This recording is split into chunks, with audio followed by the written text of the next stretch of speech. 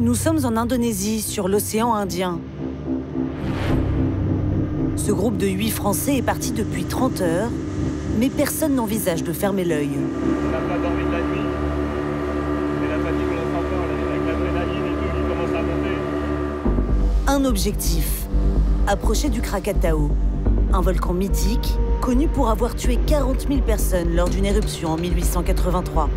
Le guide, c'est Guy de Saint-Cyr. Il parcourt les volcans depuis 58 ans. À partir de maintenant, si ça pète, on la voit là. D'après ces informations, le volcan est en activité. Mais vont-ils voir une éruption? Ça pète. Putain de la madone, ça pète les gars. Oh putain, je suis content là, ça pète mon Dieu. Le volcan crache des panaches de gaz au loin. Encore. Waouh. Pendant 3 jours, ces passionnés vont essayer d'aller au plus près du cratère. Là, elle monte à 300 mètres, 400 mètres. Le bateau arrive juste au pied du volcan, tout près du danger. Ça y est, il nous parle. T'as vu l'incandescence là? Ouais, Là, on la voyait bien là.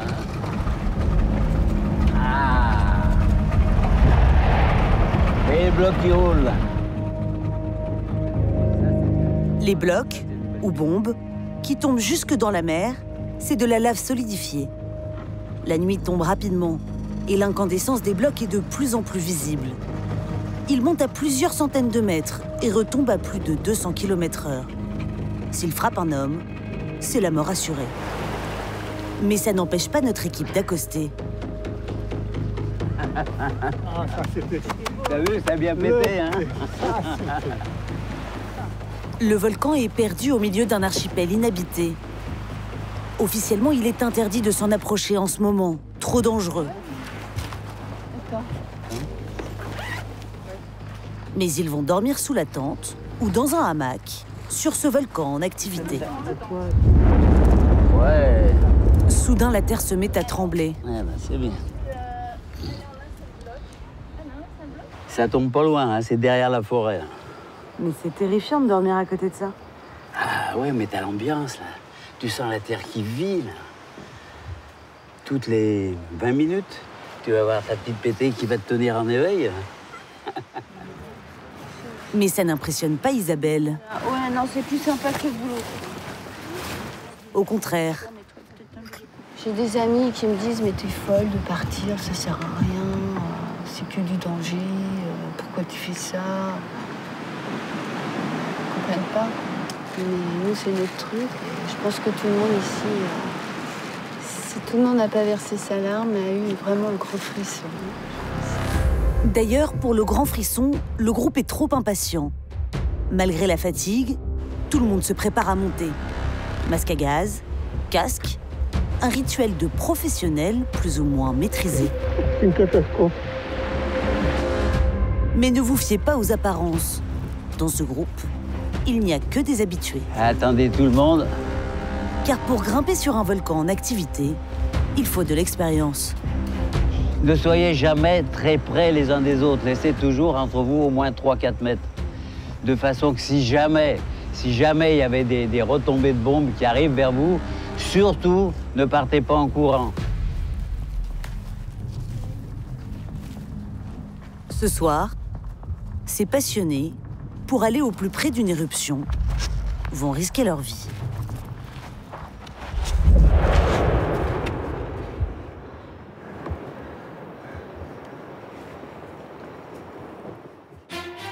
Depuis quelques années, un tourisme de niche se développe.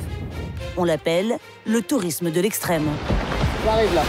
Chasseurs de volcans ou de tornades, aventuriers en zone de guerre et voyageurs ultra sportifs. Ils sont tous en quête d'adrénaline. Nous avons accompagné ces vacanciers prêts à frôler la mort par passion et pour s'amuser. Là, si ça pète, enfin, on sera tous morts. En Afghanistan, nous avons suivi une compétition de ski intense. J'ai mon épaule déboîtée. Au milieu d'un pays en plein chaos. Entre Kaboul, Ils nous regardent beaucoup et ils n'ont pas l'air contents de nous voir. Et les montagnes reculées de Bamiyan, les aventuriers vont découvrir un monde à part.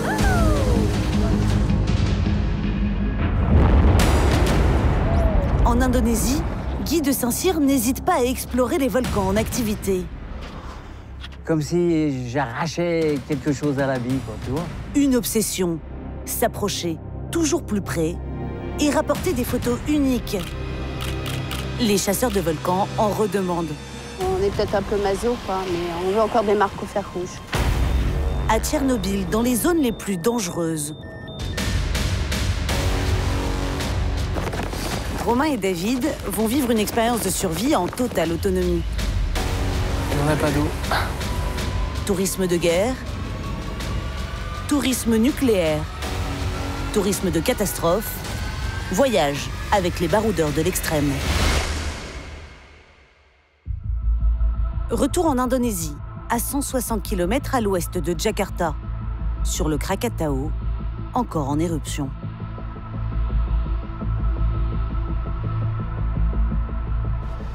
Le groupe sort juste de la forêt qui est au pied du volcan. Les bombes ou blocs de lave peuvent les écraser à tout moment. Voilà une bombe qui est tombée il y a peu de temps. Là. Voilà. Vous voyez, elle s'est cassée en deux. L'impact au sol a creusé des cratères un peu partout. D'ailleurs, regardez, celui-là, il est tout récent. Et ça, c'est des blocs qui peuvent faire 2-3 tonnes hein, qui tombent là-dedans. 2-3 tonnes qui foncent à plus de 200 km/h. Certains blocs ont même démarré des feux à quelques mètres du groupe. Ah, encore? Ouais. Vu. Hein? Regarde. Pour l'instant, l'intensité des explosions nous permet de continuer à grimper encore. Maintenant, si ça devait monter en intensité, si les bombes arrivaient plus près, ben à ce moment-là, on verra. Derrière le guide, c'est la même fièvre. Personne n'envisage de faire demi-tour. Je suis super excitée. Et émerveillée, en me disant qu'on a une chance de fou d'être là. Ouais, c'est un petit peu d'adrénaline, mais enfin, franchement, avec Guy, moi, je me sens vraiment en sécurité. Il sait s'arrêter. Finalement, ils atteignent une crête, à quelques mètres du cratère. Elles sont à 30 mètres. Si elle te touche, elle te massacre. Waouh!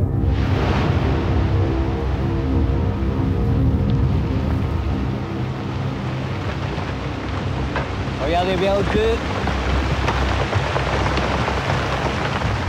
Ce crépitement, ce sont les blocs qui s'écrasent sur tout le cône à quelques mètres du groupe. Mais Guy n'est toujours pas inquiet. Et franchement, ça serait vraiment pas de chance qu'il y ait un bloc qui parte du cratère qui arrive ici quand même, hein? Juste où on est quand même. Et pourtant, quelques secondes plus tard, Ça arrive. une grosse éruption bombarde tout autour du cône. Attention! Ça arrive là. Une pluie de bombes s'abat sur le groupe. Sur cette image, Sophie à droite se retire juste à temps. Elle vient de frôler la mort. Les blocs sont à plus de 600 degrés en sortant du cratère, mais ils refroidissent vite. Sophie va même pouvoir attraper un petit éclat du morceau qui aurait pu la tuer. Je devrais garder un souvenir, elle est tombée tellement proche de moi. La balance, pour deux. Là. Tout le monde est là? Je suis trop contente. Sophie? Oui, je suis là. Quand j'ai senti l'onde de choc, je me suis dit... Oh, et que j'ai tourné la tête et j'ai vu la roche incandescente entre un morceau à côté, je me dis, oups, là j'ai eu de la chance. Faut que mon heure n'était pas venue. Mais cette dernière explosion a tout de même refroidi Guy. Non, on est trop près. Là, on regarde encore une explosion et si c'est comme ça, on rentre. Là. Pourquoi on en regarde une autre alors? Et tout le monde ici a envie d'attendre la prochaine explosion quand même? oui. Tant qu'on gagne, on joue. Hein. Shootée à l'adrénaline, l'équipe décide donc de rester encore un peu. Allez, une petite dernière. Attention. Ça arrive au-dessus. À nouveau, ils sont bombardés.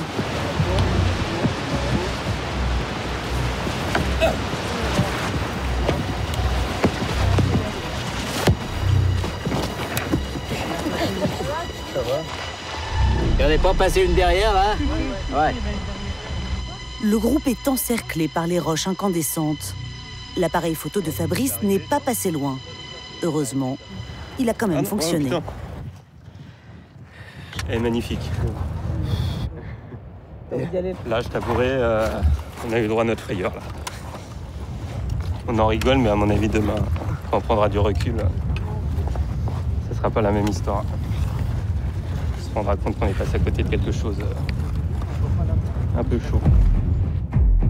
Voir le spectacle au plus près, c'est aussi prendre des risques. Et ce soir, les chasseurs de lave ont eu leur dose. Alors au Kraka, hein? Il a été quand même vraiment sympa. Hein? Merci au Kraka. Merci Guy. Pour partir avec Guy, l'agence impose une assurance à ses clients. Et pour ce genre d'aventure, ils ne prennent que des habitués qui connaissent les dangers. Les touristes de l'extrême sont en quête de sueur froide. Et pour cela, quoi de mieux que les zones de guerre? Kaboul, la capitale de l'Afghanistan en Asie centrale. L'une des villes les plus dangereuses au monde. Les talibans menacent de reprendre le pouvoir et les attentats se multiplient. En 2018, près de 4000 civils sont morts en Afghanistan. Un record. Les terroristes visent les institutions afghanes, les missions diplomatiques et surtout les Occidentaux. Partir en vacances à Kaboul, c'est de la folie. Pourtant, Hélène est prête pour cette aventure. À 52 ans, cette Américaine aime les défis. Elle a déjà tenté de grimper l'Everest 3 fois. Quelques heures avant son vol, elle nous a envoyé une vidéo. C'est la première fois que je dois prendre une assurance contre les kidnappings. J'ai appris que je valais $1 million. Un collègue m'a dit que je devais plutôt m'inquiéter à cause de ça. À la sortie de l'aéroport, Hélène est immédiatement prise en charge par une agence spécialisée dans le tourisme de guerre. Je pense que je mentirais si je disais que je n'avais pas peur. C'est la première fois que je me dis que quelque chose de grave peut vraiment m'arriver. Pour $2 600 les 10 jours, l'agence prend en charge les déplacements et l'hébergement. Derrière une porte discrète et blindée, notre voiture pénètre dans un hôtel. Aucun signe extérieur, juste des barbelés et des chiens de garde. Cette semaine, Hélène sera avec 2 autres touristes, William, qui arrive de New York, et Inge, un jeune Norvégien de 22 ans. À peine arrivés, les 2 hommes ont déjà eu leur première frayeur. On s'est fait arrêter au checkpoint. Les militaires, ça m'a rendu un peu nerveux. Il a élevé la voix et avait l'air énervé, donc je me demandais ce qui allait se passer. En guise d'accueil, leur guide, Kaussar Hussein, met tout de suite en garde ses clients. Le problème, c'est les kamikazes. Et avec les attentats suicides, les gardes armés, ça ne sert à rien de toute façon. Ça revient à appuyer soi-même sur la gâchette. Donc la meilleure attitude, c'est d'être discret. C'est pour ça qu'on ne dort pas dans un grand hôtel. Ne prenez pas de photos. Si vous le faites, ils commencent par tirer et après ils discutent. Kaussar a même prévu des vêtements pour ses touristes. Ça va être drôle de porter ça. Rhabillés pour l'aventure, les 3 touristes sont prêts pour leur visite de Kaboul. Une ville abîmée par les guerres successives défile sous leurs yeux.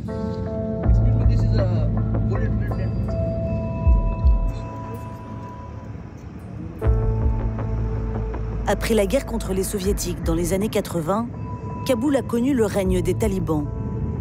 Depuis 2001, la ville a été gérée par la coalition internationale, puis par les Américains. Chaque endroit de la ville raconte une époque particulière.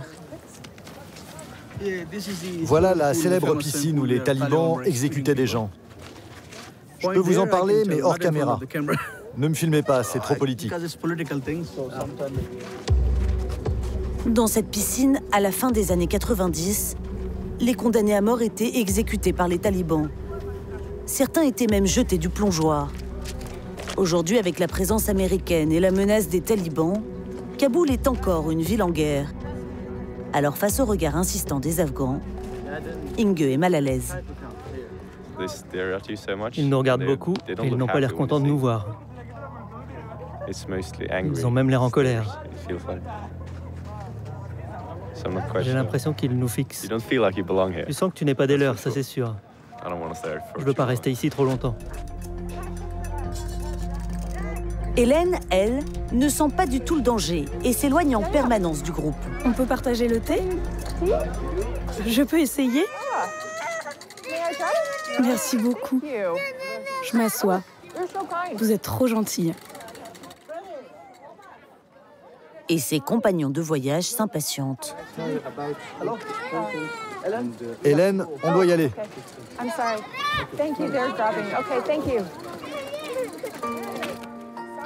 Malgré la misère, les ballons et les manèges pour enfants émerveillent l'américaine. Hélène est ravie.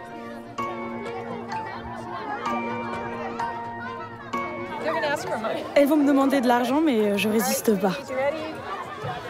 Allez les puces.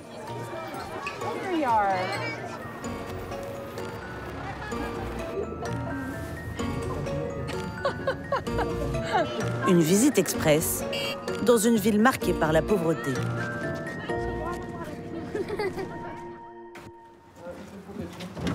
Le lendemain, les touristes quittent Kaboul aux aurores. Direction les montagnes afghanes à Bamiyan, à l'ouest de Kaboul. Car le but de leur voyage, c'est de participer à une compétition de ski dans 5 jours. Une compétition hors norme et hors du temps.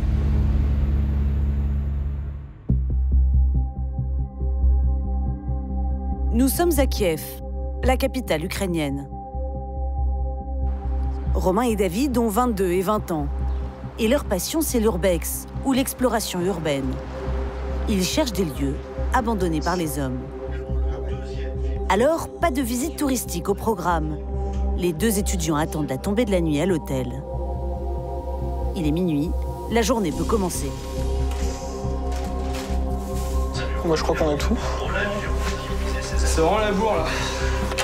Pour fêter la fin de leurs examens, ils n'iront pas à la plage ou en boîte de nuit. Leur destination est plus radioactive. La zone interdite de Tchernobyl, le lieu de la pire catastrophe nucléaire de l'histoire. C'était le 26 avril 1986. Le réacteur numéro 4 de l'Empire soviétique explose, provoquant un immense panache de particules radioactives sur toute l'Europe.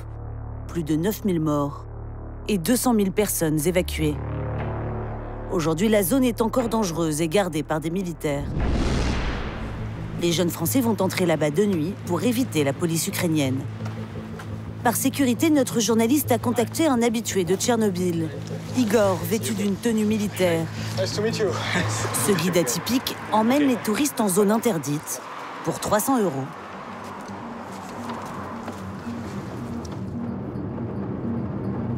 La zone interdite est située à 2 heures de route au nord de Kiev. Les 2 amis partent vers l'inconnu.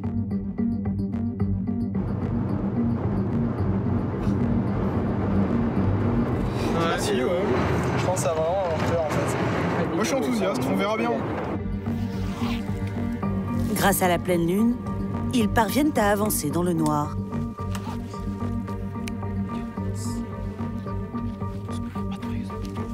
Ils entrent dans la zone militarisée de 30 km de rayon.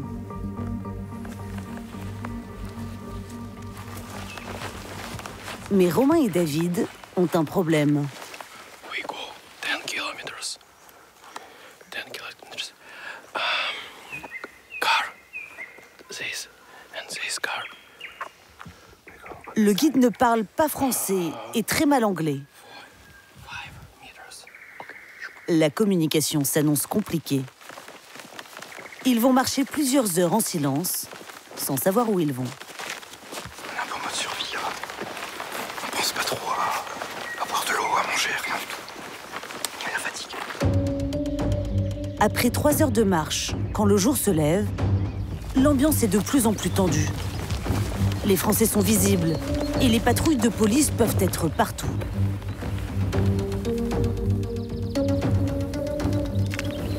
En cas d'arrestation, ils paieront une amende, mais surtout, ils seront expulsés. On a marché toute la nuit. Là, c'est l'aube. On essaie de pas faire trop de bruit.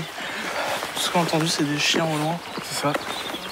La communication avec le guide est toujours aussi compliquée. This is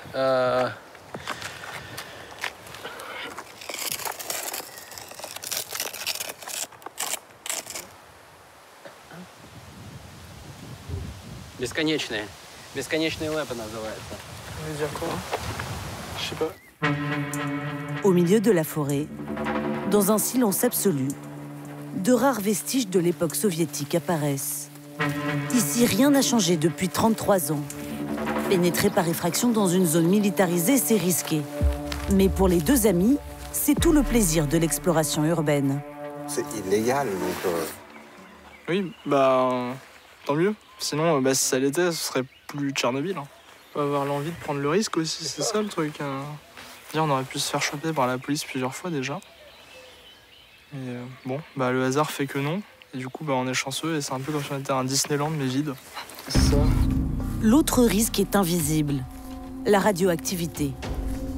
Ici, les arbres sont contaminés au moins pour les 20 000 prochaines années. Mais contre toute attente, la zone est devenue un refuge pour la biodiversité, comme le montrent ces photos.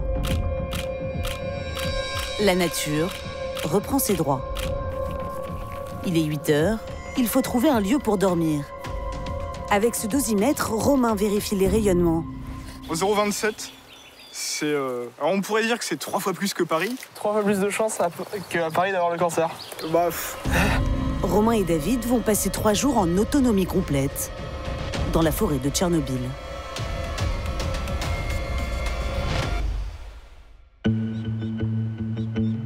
Pendant ce temps, sur le Krakatau en Indonésie, l'ambiance est plus calme. Les aventuriers émergent après une nuit dangereuse. Le temps est clair. Le groupe part observer le volcan depuis le bateau. La première crête, regarde, tu la vois là? Ah ouais, quand même, ouais. La crête où on était cette nuit, là. Ouais. La grosse frayeur de la veille est encore dans toutes les têtes. Guy veut être plus raisonnable aujourd'hui. Si on remonte ce soir, on remontera à la sortie de la forêt. Ouais. Pas plus. Ouais.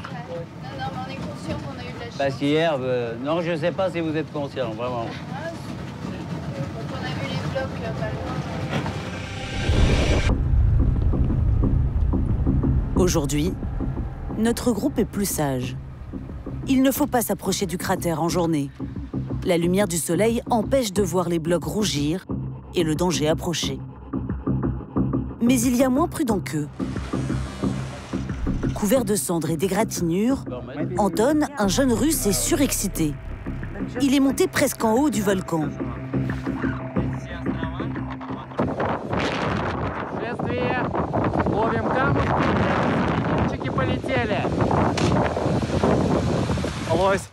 C'était une super expérience.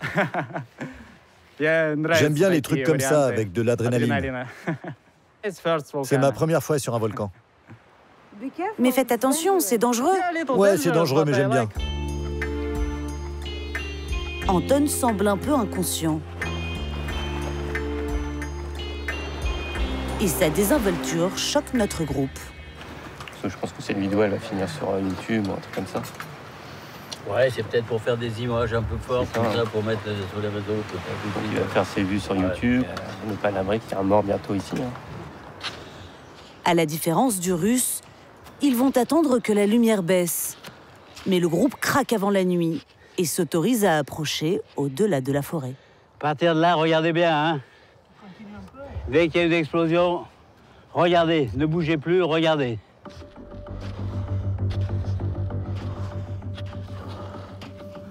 Cette fois, l'état d'esprit du groupe a changé. Derrière Guy, c'est pas prudent, hein, les mecs. Certains s'immobilisent. Ces habitués connaissent le risque. Je monte pas, moi. Mais c'est pas prudent. Je le sens pas. C'est pas prudent parce que... Je le sens pas du tout. Ça pète beaucoup plus qu'hier. La moitié du groupe refuse d'avancer. On fait sécession. On adore ça, mais je le sens pas. Hier, on s'est bien amusé, on a eu de la chance. Moi, je préfère rester à peu près à ce niveau-là pour éviter tout risque inutile.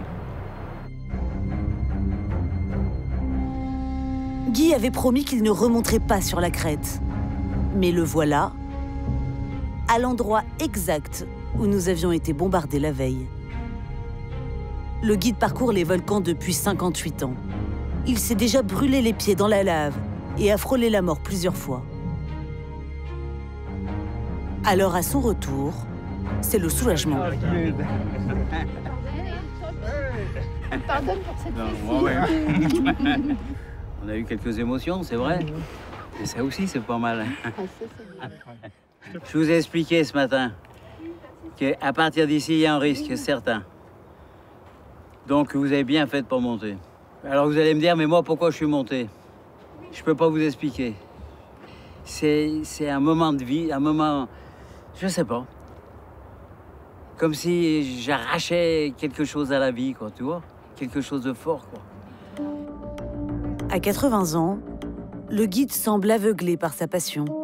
En Nouvelle-Zélande, j'ai eu des amis qui sont morts sur les volcans, qui sont morts suite à une éruption.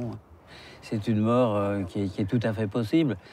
Et je dirais même que je souhaite cette mort plutôt que de mourir d'une maladie dans un lit d'hôpital. Hein. Les volcans, ils m'ont donné tellement de bonheur, tellement de joie que les jours où ils vont me reprendre, et ben ma foi, ils m'ont tellement donné que je trouve que c'est normal. C'est pas grave. Tu vois, aujourd'hui, moi, je suis pas monté parce que voilà, je connais les limites du truc. C'est cette expérience qui fait aussi que voilà, après on prend. Et puis t'as une une petite Emma, puis une petite femme aussi. Bah voilà, c'est ça. Hein, tu viens de te marier, ça joue aussi, ça. Et bah voilà, quand je me suis couché hier soir, j'ai directement pensé à ma fille. Et voilà. Encore une fois, les chasseurs de volcans se sont fait de grosses frayeurs. Mais c'est aussi ce qu'ils viennent chercher.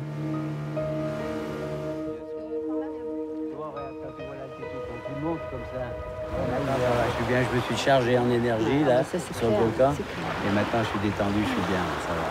On est marqué au fer rouge. C'est des grands moments de bonheur et on en veut encore quand on est peut-être un peu maso, quoi, mais on veut encore des marques au fer rouge. Ouais, c'est ça. C'est ça. On veut être maso, on en veut encore. On veut se faire peur.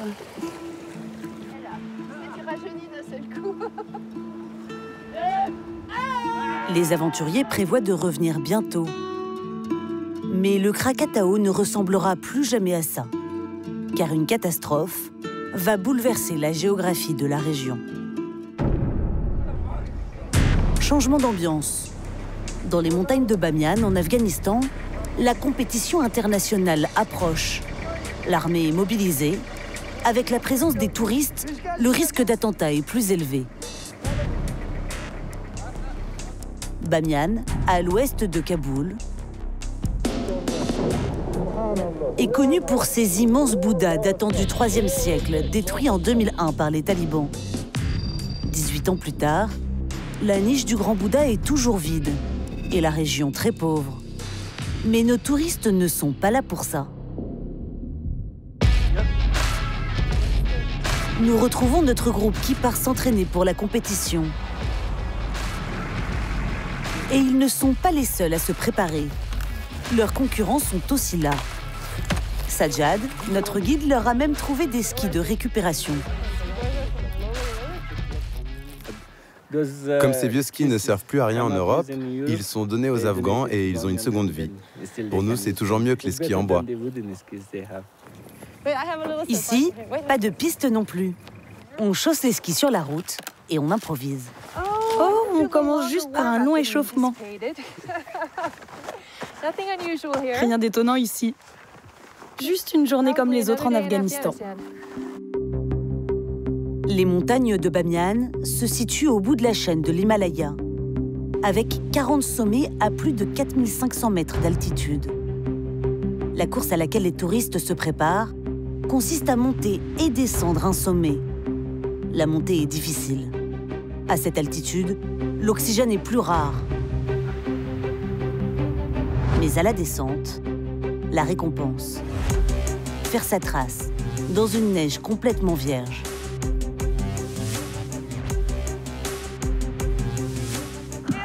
C'est complètement dingue, mec. En Afghanistan, il y a tout de même une vraie piste.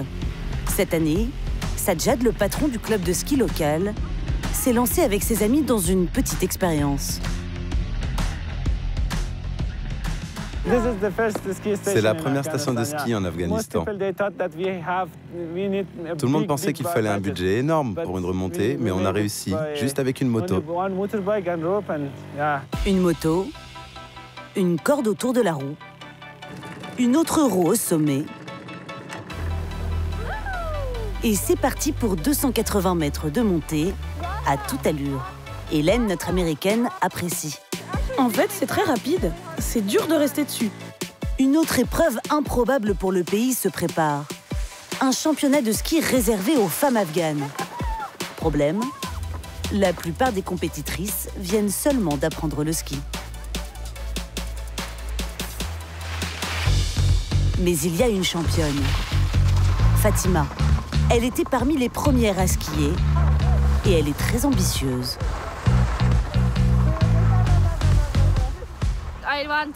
Je veux être la première femme afghane à participer aux Jeux Olympiques. Après elle, quelques courageuses ont suivi. L'équipe est soudée, car il faut se serrer les coudes face au regard de la société afghane. Les gens m'interpellaient.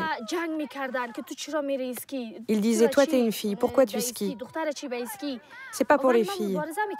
Mais j'ai continué. J'ai essayé de ne pas leur prêter attention. Une fois, elle était habillée comme un garçon. Quand on est passé à côté d'un groupe, ils ont arraché son bonnet et tiré ses lunettes. C'est le grand jour. Il est 6 h du matin. Nous retrouvons Fatima chez elle, sur les hauteurs de Bamiyan.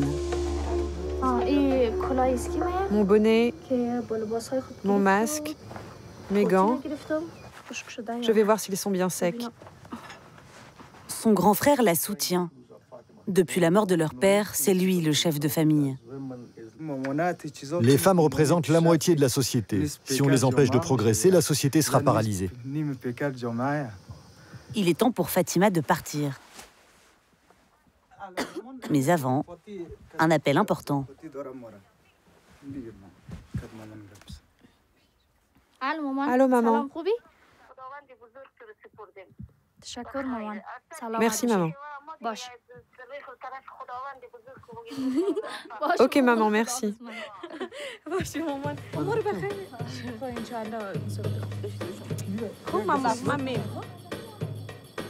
Plus que 3 heures avant le championnat, au club de ski, Fatima est survoltée.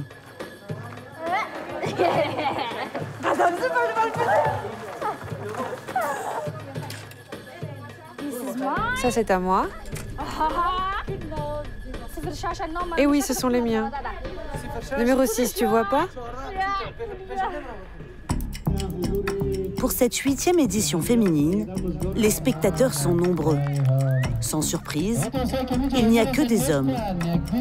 Quelques femmes observent à distance. Et tous les touristes sont évidemment au rendez-vous.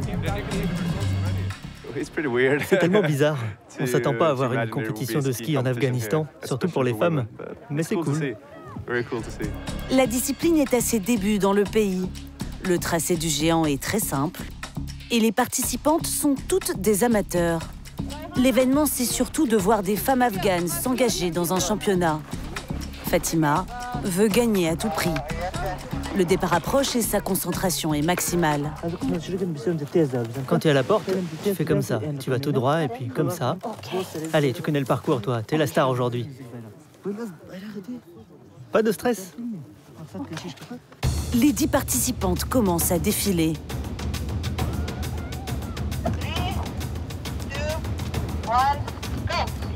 C'est au tour de notre championne.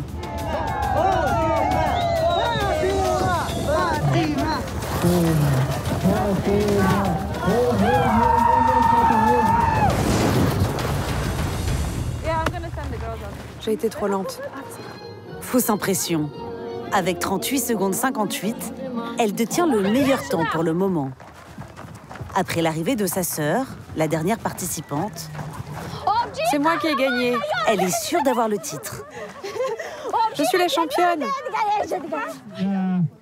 Fatima est officiellement la championne d'Afghanistan de ski alpin pour la 3e année consécutive. Merci. Les visages des autres filles sont dissimulés pour les protéger des fondamentalistes. 1, 2, 1, 2. Bah alors, faut poser des questions si vous voulez que je vous parle. Fatima, elle, s'affiche sur toutes les télévisions. Mon message, c'est que les femmes afghanes sont toutes des héroïnes. Il faut y croire. Il faut se dire qu'on peut tout essayer. Quand on veut, on peut. Les touristes observent. Bientôt, ce sera leur tour de se lancer dans une compétition unique. La grande course internationale. Américains, Suédois, Canadiens, Australiens. Ils sont une dizaine à être venus pour se mesurer aux Afghans. Retour à Tchernobyl. Pour nos jeunes Français, pas de compétition en vue, mais le réveil pique un peu. En fait, je me suis évanoui de fatigue, je me suis vraiment endormi longtemps. Instantanément, je me suis endormi. Faut se faire au bruit de la forêt, mais une fois qu'on s'y est fait, ça va. Après 4 heures de sommeil dans cette forêt radioactive, les amis doivent reprendre la route en direction de la centrale nucléaire. Ils ont un objectif, approcher des vestiges d'un réacteur nucléaire de Pripyat, à côté de Tchernobyl. Mais les patrouilles de l'armée sont toujours là.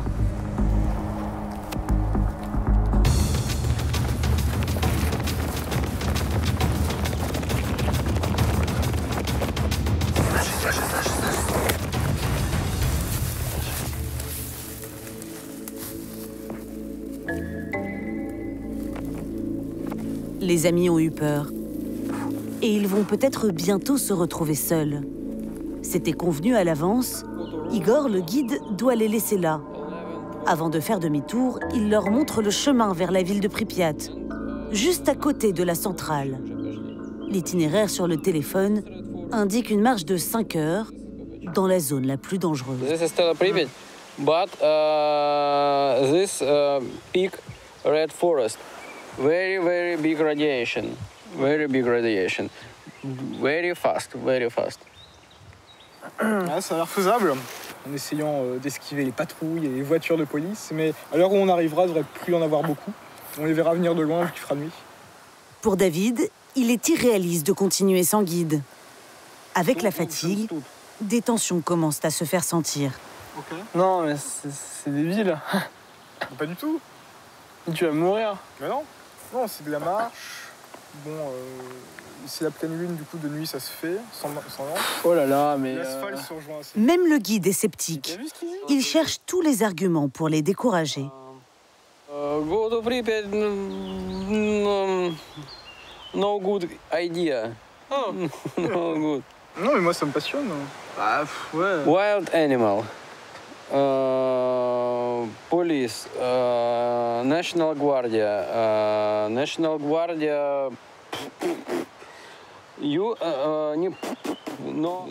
Sans expérience, les deux jeunes s'exposent à beaucoup de risques. Est-ce que je envoie la chandelle? Est-ce que je peux pas prendre un tour opérateur à 80 € la journée, puis juste y aller une journée, et puis voilà? En effet, pour parcourir cette immense zone de 2600 km², il y a des moyens plus simples. Si les deux Français préfèrent l'aventure clandestine, à Tchernobyl, on peut aussi prendre un bus pour 80 € la journée. Les agences touristiques sont autorisées car elles travaillent avec l'armée et suivent des règles très strictes. On est loin des nuits à la belle étoile. On ne peut pas manger dehors, car dehors vous pourriez avaler des particules qui sont dans l'air. Ne mettez pas vos affaires par terre. Ne vous asseyez pas. Si vos affaires sont contaminées, on sera obligé de les laisser. En fait, Tchernobyl est l'activité touristique la plus populaire d'Ukraine. un vrai parc d'attractions. Vous avez combien de touristes par an? Beaucoup. C'est dur de donner un chiffre. Mais là, c'est environ 500 personnes par jour la semaine. Et le week-end, c'est 1000 à 1500 personnes. C'est énorme. Ces 12 touristes, de toute nationalité, viennent voir les vestiges de la plus grande catastrophe nucléaire de l'histoire. Tous sont conscients de l'ampleur du drame.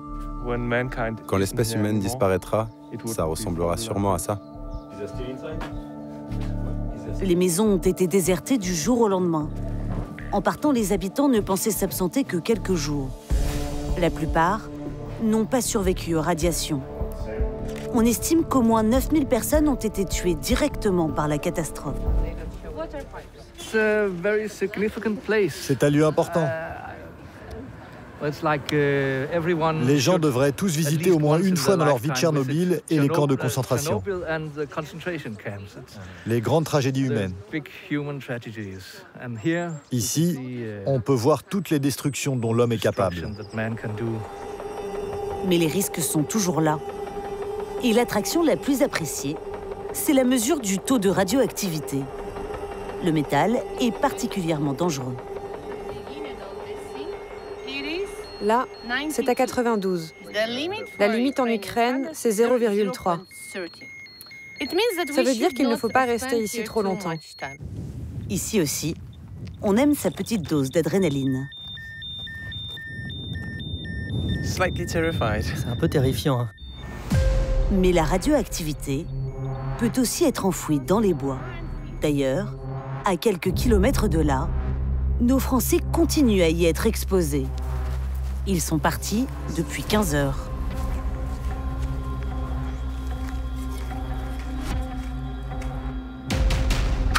Je suis pas censé ramasser ça, ouais.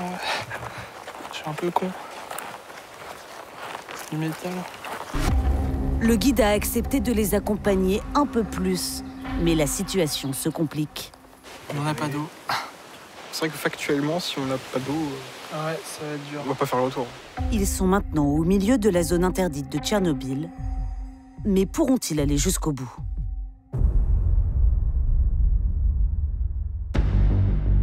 Trois semaines après notre départ du Krakatau, le 22 décembre 2018, un événement géologique rarissime s'est produit. Une éruption a provoqué l'effondrement du volcan et un tsunami. Plus de 600 morts et 40 000 personnes évacuées.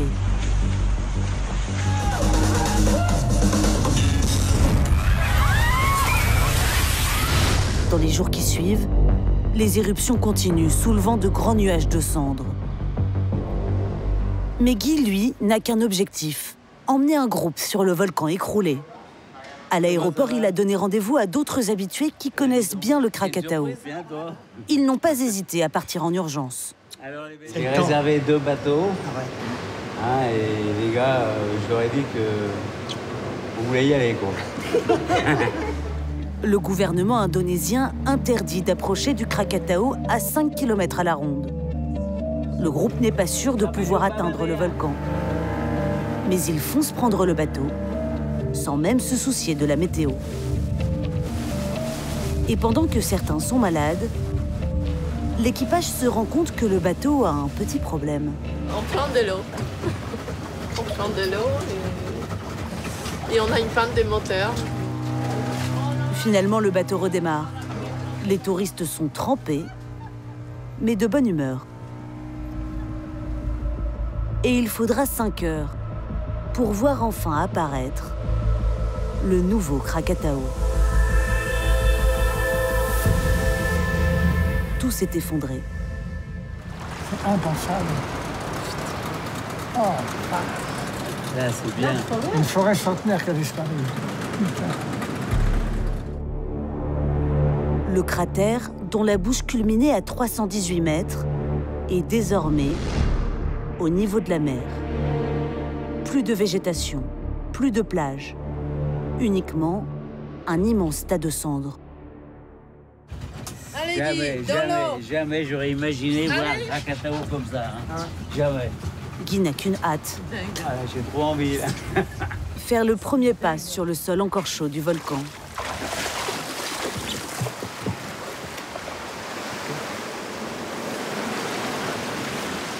Victoire. Les Français ont bravé les interdictions. J'y crois pas. On y est arrivé quand même. Incroyable. Ils sont les premiers à marcher sur le nouveau Krakatau. On dirait les premiers hommes sur la Lune. Je viens d'assister à un phénomène que je rêvais de voir un jour. Et depuis maintenant 56 ans que je fréquente les volcans, ben c'est la première fois que je vois ça. On l'a eu. On l'a eu. La dernière éruption était il y a seulement 5 jours. Mais les passionnés s'attaquent tout de même à la montagne de cendres.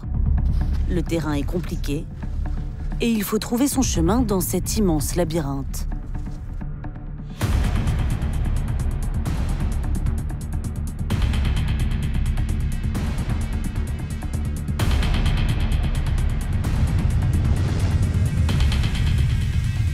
Arrivé en haut, ouais, on est au-dessus là. Guy n'en revient pas. Fabuleux. Fabuleux. Tu sais ce que je ressens? Comme la première fois que j'ai fait l'amour. La même chose, le même bonheur, la même inquiétude.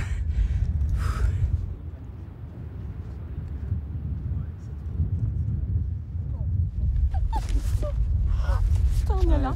On y est arrivé, ouais.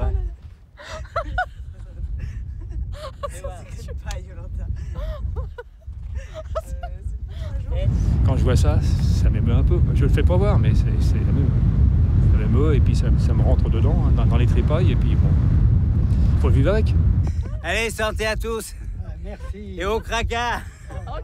Et que ça pète. Alors que tout le monde se détend, le guide reste méfiant. Là, on est content, on est heureux, tout se passe bien. Mais dans quelques secondes, ça peut péter, là. Hein.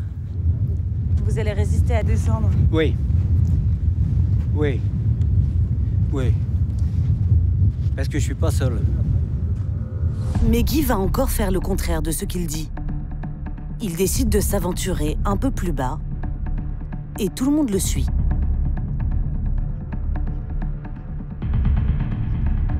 En fait, pour suivre Guy, je réfléchis un peu à 2 fois quand même. Mais on le voit en fait quand il commence à rôder un peu, ça le démange. Et on se dit, bah ça y est, il nous prépare un coup. Quoi. Là, si ça pète, on sera tous morts. Hein. Ça fait rire? Ouais, ça fait un peu rire. Bon, bah, on espère comme revenir vivant, quoi. Devant, Guy n'a pas l'air rassuré non plus. On est complètement fou. Là, c'est de la folie ce qu'on fait.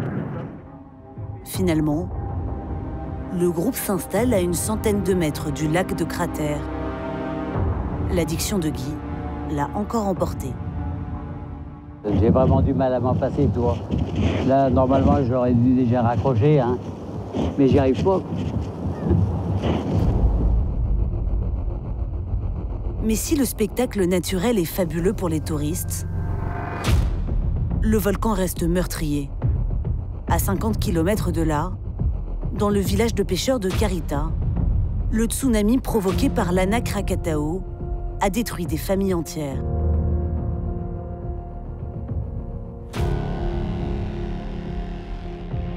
En revenant sur la côte, les Français sont confrontés à la réalité. Son fils, de 4 mois, il est mort dans le tsunami.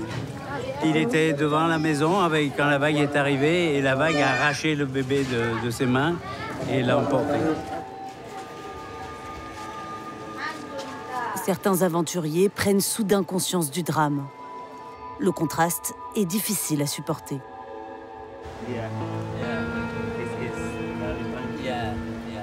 Cette dame qui s'est prise contre moi et commençait complètement à pleurer et m'a montré que c'était ici sa maison. On part quelque chose de merveilleux. On revient en quelques heures sur les lieux de catastrophe. la cataclysme. Je pense que les passages sont très durs aussi en même temps. Les habitants du village n'ont même pas reçu les premiers soins. J'ai très peur de ce volcan. J'ai peur que ça se reproduise. Je suis traumatisée, monsieur. Ça me stresse beaucoup.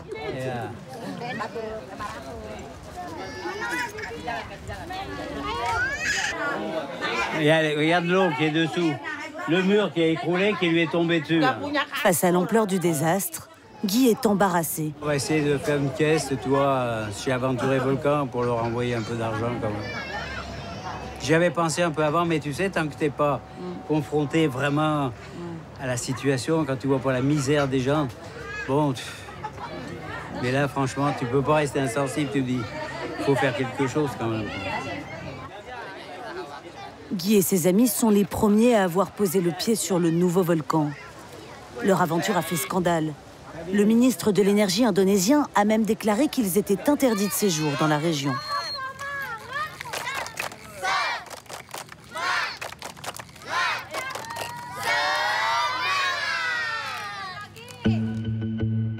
À Bamiyan, c'est le jour de la compétition pour nos touristes. Mais il va falloir composer avec les contraintes locales. Bloqués par la neige, des dizaines de véhicules sont immobilisés. Les participants vont devoir terminer à pied. Super, on va voir ce que ça donne maintenant. Au moins, on est à égalité. Tout le monde est coincé en bas, donc tout le monde doit y aller à pied. C'est juste.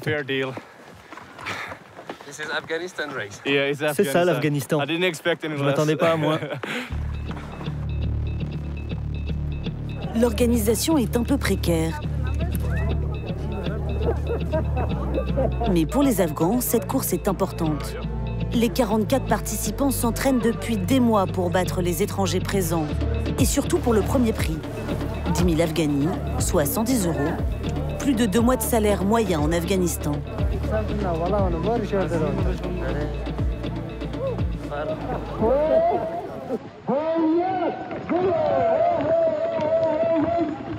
Dès le début, la différence se fait. Les Afghans courent dans une neige profonde. Le rythme est impossible à tenir pour les étrangers. En plus de la montée de 350 mètres de dénivelé à 4000 mètres d'altitude, les difficultés se multiplient. Rapidement, le temps se couvre. Les étrangers tiennent le rythme difficilement. Ils sont encore à bonne distance quand le premier Afghan atteint le sommet et entame la descente. Le champion de l'Afghan Ski Challenge 2019 termine son parcours en 26 minutes. Pendant ce temps, au sommet, les premiers étrangers doivent encore préparer le matériel pour la descente dans un vent glacial.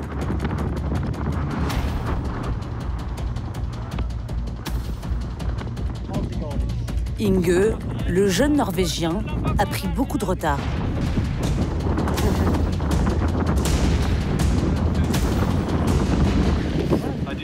J'ai voulu aller au rythme des Afghans au début. J'ai tenu 100 mètres, mais après j'étais trop fatigué. Mais soudain, il s'effondre. Inge semble bloqué. Avec la fatigue, une vieille blessure à l'épaule est réapparue.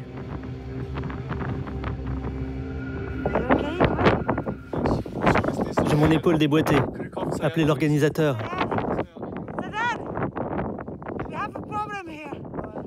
Le jeune homme ne peut plus faire de mouvement. Par chance, Hélène, l'américaine, est médecin. Elle vient d'arriver. Hélène parvient à replacer l'épaule rapidement.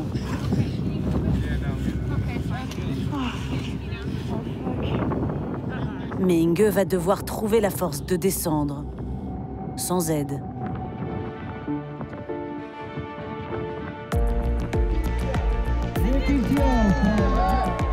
Les Afghans défilent à l'arrivée. Rapide, mais pas très technique. Et finalement, les premiers étrangers à franchir la ligne ne sont que 14 et 15e. Oh là là, c'était dur. On l'a fait. Quelle course! Un quart d'heure plus tard, Inge rejoint l'équipe, affaiblie. C'était l'enfer de monter là-haut, hein? Je pensais pas que tout le monde serait aussi rapide. Quelques-uns, ok, mais pas tous les Afghans comme ça.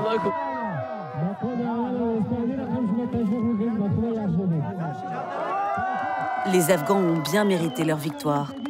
Mais les touristes ont aussi le droit à leur heure de gloire. Leur présence donne un espoir à cette région très pauvre.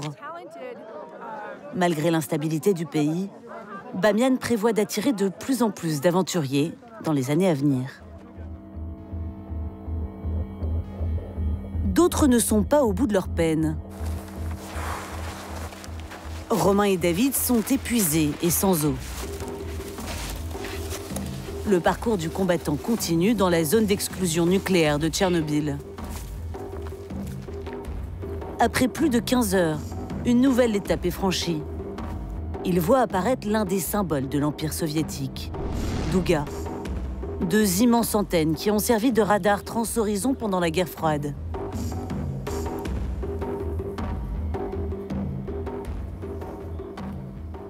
C'est un peu la récompense après 40 km de marche. C'est ça, c'est un endroit vraiment exclusif. Problème. Cette fois, Igor veut les laisser là. Et ses conseils sont incompréhensibles. CNPP. CNPP. Oh, CNPP. CNPP. CNPP? Yes. Chernobyl Station. Ok. Il reste plus de 20 km jusqu'à leur objectif final. Mais seul, c'est dangereux. Vous continuez pas jusqu'au village? Ça va être probablement difficile au vu de nos ressources. On a failli avoir de l'eau en plus, mais finalement on n'en aura pas. Et déjà, ce qui nous reste, ça nous permettrait juste de faire la moitié, et encore. Les 2 amis décident d'abandonner. La découverte de Tchernobyl s'arrête ici. Mais pour d'autres, le voyage est loin d'être terminé. C'est au tour des clients de l'agence de tourisme de découvrir l'antenne soviétique.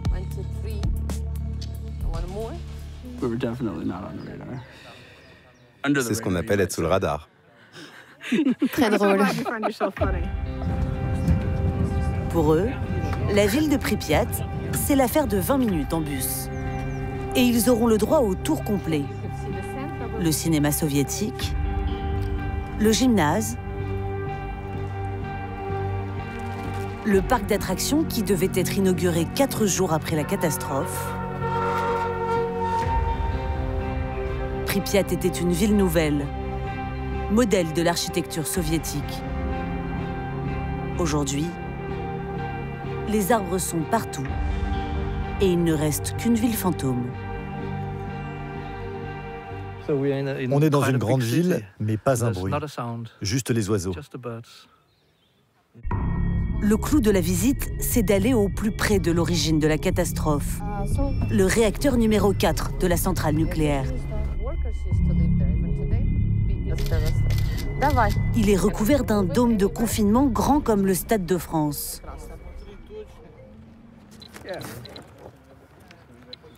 C'est pas pire que de prendre l'avion. Les touristes sont conquis. Pour les photos, ils ne disent pas cheese, mais...